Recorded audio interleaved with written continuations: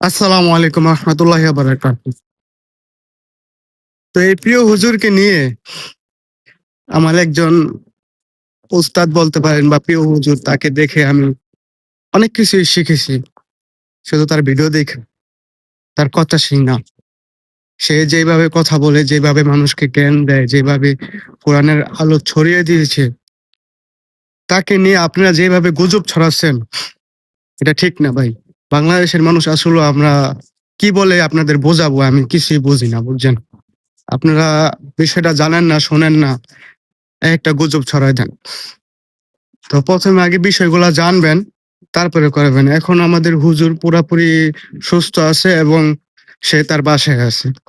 তাকে নিয়ে যারা এইসব গুজবগুলা ছড়াইতেছেন, তারা পোস্টগুলা ডিলিট করে দিবেন বা ওটার ভিতরে এমনি লেখা যাইবো, লেখাগুলা পরিবর্তন করে দিবেন। তো আসসালামু আলাইকুম। এই ছিল আমার ভিডিও। সবাই ভালো থাকবেন আর হুজুরের জন্য দোয়া করবেন। আসসালামু আলাইকুম।